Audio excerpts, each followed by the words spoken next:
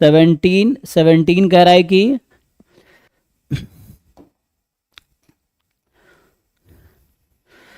ये भी ऐसे इजी क्वेश्चन ही है, जस्ट थोड़े कैलकुलेशन है, मैथमेटिकल है ना, फाउंडेशन स्ट्रांग होगा तो मुश्किल नहीं लगेगा।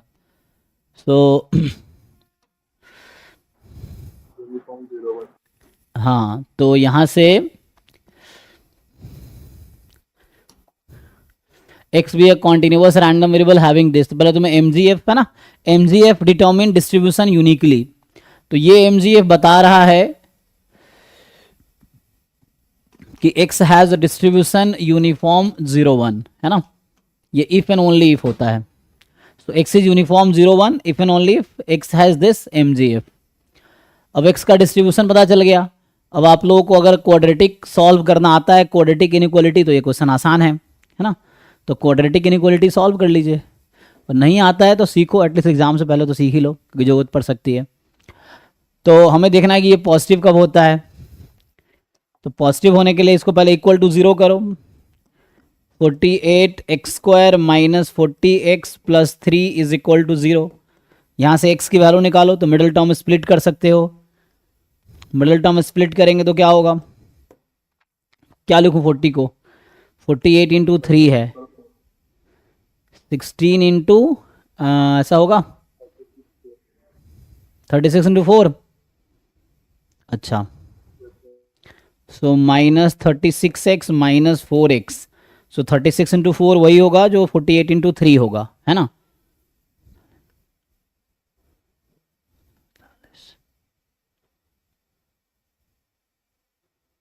ये 48 है ना, 48 इंटू 3, सो 48 इंटू 3 को फैक्टराइज करके हम क्या लिख सकते हैं, ताकि उसका सम या है ना 40 हो जाए, माइनस 40, तो ये हो जाएगा 16 इंटू 3 इंटू 3,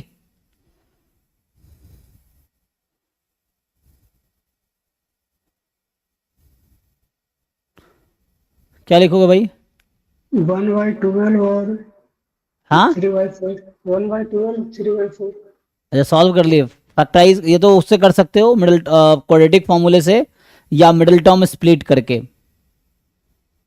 तो और इसको ब्रेक कर सकते हैं हम लोग, जैसे वो बता रहा है 4 इंटू 36 है ना, क्योंकि 16 4 इंटू 4 हो जाएगा, तो 9 4 जा 36, ये भी सही है ना, तो ये भी ओके है। एंड यहाँ से प्लस 3 इज इक्वल टू 0, अब इसको सॉल्व कर लो, तो कितना आया 1/4 और 3/4 1/12 12 3/4 और 1/3 12 1/12, कैसे समझ नहीं आ रहा, एक बार चेक कर लो बाकी लोग सॉल्व करके, मिडिल टर्म स्प्लिट करके या क्वाड्रेटिक फार्मूला यूज करके, कि ये 1/12 और 3/4 आएगा। तो अब क्या करते हैं, ये सब 12th क्लास में इस तरह के क्वेश्चन थे ना, जहाँ पे या 9 10th 11 12th में था कि इनइक्वालिटी सॉल्व करना होता था, 11 12th में था कि लीनियर इनइक्वालिटी है, क्वाड्रेटिक इनइक्वालिटी है, कैसे सॉल्व होगा, क्यूबिक इनइक्वालिटी है, तो जस्ट पहले इक्वल टू 0 रख दिया, फैक्टराइज कर लो। अब वो मतलब क्या बोलते हैं, साइंस स्कीम से देख लो क्या होगा। सो साइंस स्कीम से अगर चेक करोगे यहाँ से, तो जैसे ये है 1/12 और 3/4, 3/4 इज लाइक 9/12, सो 1/12 9/12 मतलब 3/4, ठीक है ना, यही 3/4 है ना। सो अब क्या होगा, तुम्हें देखना है कि वो इंटरवल जहां पे ये क्वांटिटी पॉजिटिव, वही मैंने जस्ट 0 पुट किया, तो ऐसे 2 नंबर्स हैं जहां पे 0 है, तो इन बिटवीन ये पॉजिटिव नेगेटिव होगा। अब तुम देख लो, तो फैक्टराइज करोगे, ये पॉजिटिव नेगेटिव पॉजिटिव, यही ना जी, तो ये हो जाएगा। अब इसमें क्या करना है, तो इसका जो अल्फा जो इसने दे रखा है, तो अल्फा जो वहां दे रखा है वो रिड्यूस हो गया, प्रोबेबिलिटी, ठीक है, सो अल्फा जो हमें दे रखा है वो रिड्यूस हो जाएगा, पॉजिटिव चाहिए, तो इस रीजन में होगा x या इस रीजन में होगा, तो x इज लेस देन 1/12 और x, और मतलब यूनियन हो गया, एंड मतलब इंटरसेक्शन, और x मोर देन 3/4, यही है। सो या तो x अब इसको अलग अलग कर लो, यूनियन है, इंटरसेक्शन तो कुछ है नहीं, तो ये हो जाएगा probability x less than 1/12 plus probability x more than 3/4, है ना, a यूनियन b, तो probability of a plus probability of b minus probability of a intersection b, intersection में कुछ तो आएगा नहीं, तो ये है। अब इसकी प्रोबेबिलिटी निकाल लो, तो ये तो CDF है 1/12 पे, और यूनिफॉर्म 0 1 का CDF x होता है, तो यहाँ पे आपका ये 1/12 आ गया, और ये 1 माइनस 1/4 आ जाएगा, क्योंकि 1 माइनस CDF एट 3/4, सॉरी, तो 1 माइनस CDF एट 3 1 माइनस वो तो 1/4 आ जाएगा, सीधा सीधा देख लो एक बड़ी। सो है ना, मतलब जैसे भी तुम्हें समझ आता, तो फाइनली यहाँ से आ गया, this is actually 1/12, this is 3/12, है ना, सो 4/12 हो गया, 4/12 इज 1/3, ये अल्फा आ गया। सिमिलर बीटा का चक्कर है, बीटा में पहले log x को 0 पुट कर लो, log x plus 2 log x minus 3 बराबर 0, इसको भी मिडिल टर्म स्प्लिट करो। अभी log x को y मान के चलो, कि मान लो ये क्वाड्रेटिक है, log x में, सॉरी स्क्वायर था ना, सो इसको क्वाड्रेटिक मान के चलो log में, तो यहाँ से log x को y मान लो अभी के लिए चाहो तो ये y square plus 2y minus 3 is equal to 0, या तो मिडिल टर्म स्प्लिट कर लो या क्वाड्रेटिक फॉर्मूला लगा लो, कैसे भी सॉल्व करके आप log x की वैल्यू निकालो इस इक्वेशन में। log x या ln x क्या क्या आएगा, जैसे यहाँ x निकाला था, सर एक्स की बात है, एक ई और एक ई पर माइनस 3 मींस log x बराबर 1 और log x बराबर 3।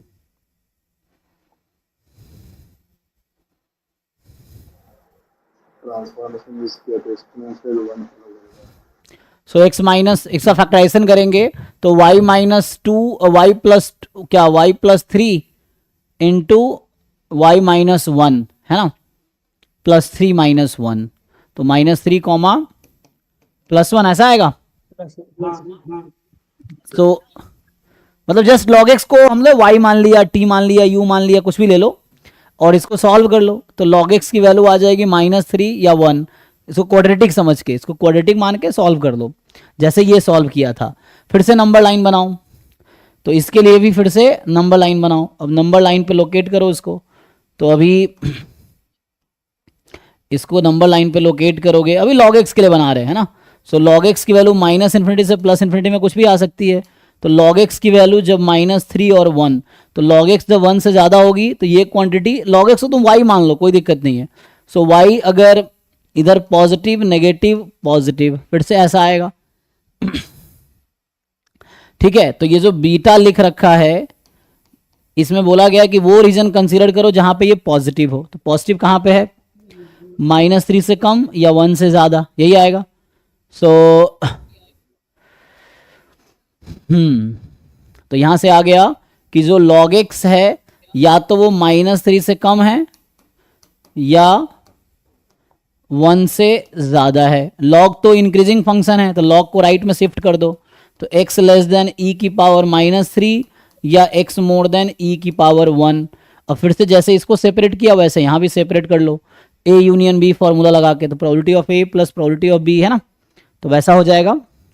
तो यहाँ से आपके पास आएगा probability x less than e की power -3 plus probability x more than e, ठीक है। सो यहाँ से आ जाएगा, ये CDF है e की पावर -3 और प्लस में x मोर देन e है, तो 1 माइनस CDF एट e, और e तो 1 से ज़्यादा हो गया ना, तो इसका सपोर्ट तो 0 से 1 में ही है ना, सपोर्ट तो 0 से 1 में है, तो 0 से 1 के बीच PDF 1 होगी, अदरवाइज 0 है, तो इसको इंटीग्रेट करेंगे e से इन्फिनिटी में तो 0 ही आएगा, तो ये 0 आएगा, चेक कर लो भाई। e की पावर -3 1/e³ है, 1/e³ 0 पॉइंट समथिंग आएगा, तो ये ठीक है। तो यहाँ से आ गया e की पावर -3। अब कैलकुलेशन चेक कर लो, कहीं मिस्टेक हुआ होगा तो बताओ, देख लो एक बारी। सो तो अल्फा बीटा आ गया। अब अल्फा बीटा जब आ गया तो पूछ रहा है कि अल्फा -2 log बीटा बताओ, तो ये मेरा बीटा आया, तो मैं log बीटा ले लेता हूँ। सो log बीटा इज -3 और अल्फा यहाँ से आया हुआ है, कितना आया था जी, अल्फा उधर आ चुका 1/3, so alpha is 1/3 and log beta is -3। Put करो जरा क्या आता है, तो -6 प्लस 1/3 19/3, तो ये आ गया ठीक है, तो बस थोड़े मैथमेटिकल बैकग्राउंड स्ट्रांग होने चाहिए कैलकुलेशन करने के लिए, कि क्वाड्रेटिक कैसे सॉल्व करते हैं, क्वाड्रेटिक इनइक्वालिटी कैसे सॉल्व करते हैं, बस वो चाहिए, है ना। जो लोग मैथ छोड़ के जाएंगे वो यहीं फंसेंगे, है ना। तो जब जब मैथ तुम्हें नहीं आएगा तो इसका आंसर भी नहीं आएगा। क्वेश्चन स्टैट्स का है, लेकिन आंसर तब आएगा जब बेसिक मैथमेटिक्स तुम्हें आएगा, तभी कर पाओगे। पूरा स्टैट्स ही मैथ से बस स्टार्टिंग से दो स्टैट। Next question. क्वेश्चन 13 तुम लोग का आवाज मुझे क्यों समझ, पहले एक तो म्यूट करो, तुम दो डिवाइस से ज्वाइन हो, दोनों से बोल रहे हो, कुछ समझ ही नहीं आ रहा। हाँ अब बोलो। क्वेश्चन 13 वो लैपटॉप से आवाज नहीं जाता है। क्वेश्चन 13 कोई बात नहीं, चैट में लिखो तुम जो ऐसे देखते हैं। 16 17 हो गया, तो